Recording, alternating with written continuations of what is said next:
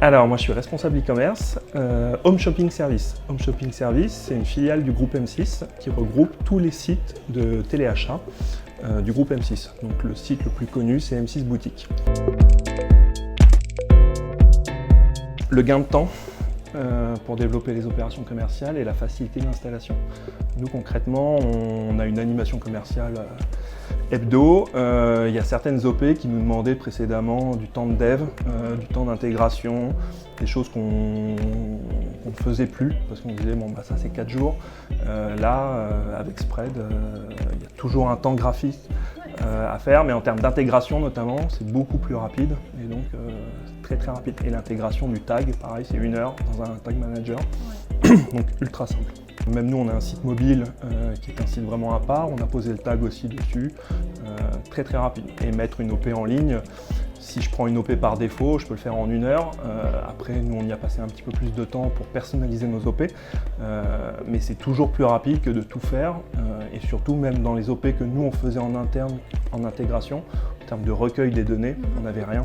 Alors que là, il y a la captation. Dans un premier temps, l'acquisition, parce que l'intérêt aussi, c'est d'enrichir la Customer Family dans Spread. Donc on a fait le choix pour le moment, nous, de ne pas venir plugger notre base de données et de l'intégrer dans Spread. Donc on est parti à 0. Donc ça se remplit assez vite parce qu'on a les clients qui ne passent pas forcément par des OP, mais qui enrichissent aussi la Customer Family. L'intérêt, ça va être de créer des OP pour aller toucher un peu tous nos visiteurs, pour avoir la donnée Facebook notamment, ça nous intéresse, et ensuite de pouvoir créer nos premiers segments. Après, dans un second temps, nous le parrainage, je pense qu'on le fera, mais voilà, dans un premier temps, c'est de faire des OP qui étaient dans la roadmap, sur lequel on va gagner du temps. Là, on va faire les citrouilles pour Halloween. On a un gros boulot sur le calendrier de l'Avent qui est l'OP qui est top parce qu'il y a 24 jours d'opération en une. Et après, sur début 2017, on va réfléchir au parrainage, on va réfléchir à des choses un peu plus sur la durée, on va dire. Mais pour le moment, on va essayer de capter le maximum de données le plus rapidement possible.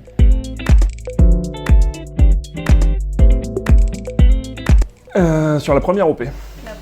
Voilà, sur la première OP, qui n'était pas une opération destinée à faire du chiffre d'affaires, mais on a rentabilisé. Alors nous, on avait pris un forfait assez standard sur Spread et on l'a rentabilisé dès la première OP. Donc j'avais une roadmap avec 12 OP sur l'année, où je m'étais dit on va en faire une par mois. Là, j'aurais aucun problème dans 6 mois à avoir mangé le crédit des 12 OP et justifier un ROI de dire allez hop, on en reprend 12 de plus. Mais on fera plus que 12 OP sur l'année. Et on sera plus autour de la vingtaine à mon avis. D'accord. Okay. Ouais, mais dès la première OP, ça se rentabilise. Ouais, la première opération, combien de participants, rappelle-moi ? La première OP, on a fait 4000, je crois. C'est le quiz, hein, c'est ça ? Ouais, c'est un quiz pour voter pour son produit de beauté préféré. C'était une OP qu'on avait faite l'année dernière en interne. Et on a eu beaucoup plus de résultats là, avec Spread, surtout sur le recueil de données. L'année dernière, on avait eu un chiffre d'affaires associé moins important. Après, on avait peut-être donné moins de visibilité aussi à l'OP. Mais surtout, à la fin de l'OP, j'avais rien.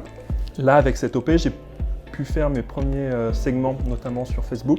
Derrière, moi, je fais un peu d'acquisition sur Facebook. Donc, ça m'a permis d'aller cibler les pages fans associées. Voilà, on a... Notre communauté est fan de Caprice des Dieux, je ne le savais pas. D'accord, voilà, donc maintenant je vais cibler les gens de la page Caprice des Dieux. Okay. Non, mais c'est assez intéressant sur ce top page fan là, pour aller cibler de la publicité derrière sur Facebook, c'est vraiment top. Et il y a plein de choses dont on ne pense pas. Et oui, nous on a beaucoup de gens qui sont fans de chanteurs français, donc on est allé cibler ces pages-là en publicité Facebook. Chanteur, du coup ? Florent Pagny, Balavoine, Céline Dion, voilà, on a une clientèle 54 ans de moyenne d'âge, qu'on a retrouvé aussi parce qu'on a dans la Customer Family on retrouve l'âge et sur le premier jeu, nous 52 ans, la moyenne d'âge des participants, donc ça colle. Ça colle complètement. Ça colle. Donc, et on a eu 35% des gens qui sont logués avec Facebook, donc même si on n'a pas une cible forcément nous très Facebook, on a fait quand même 35% des participants sur Facebook, donc c'est bien, on avait mis. Je crois que j'avais testé Twitter sur 1 ou 2 jours, mais il n'y a rien eu. De toute manière, les gens, même les plus jeunes, ne se connectent pas forcément avec Twitter sur ce genre d'OP, mais non, il y a un potentiel énorme. C'est la connexion avec les réseaux sociaux. La connexion avec les réseaux. Pour moi, l'atout numéro 1, c'est ça. C'est la connaissance des profils sociaux de nos clients. Donc du coup maintenant, en plus avec l'arrivée d'Instagram, encore mieux. Ouais. Quoique peut-être avec ta cible.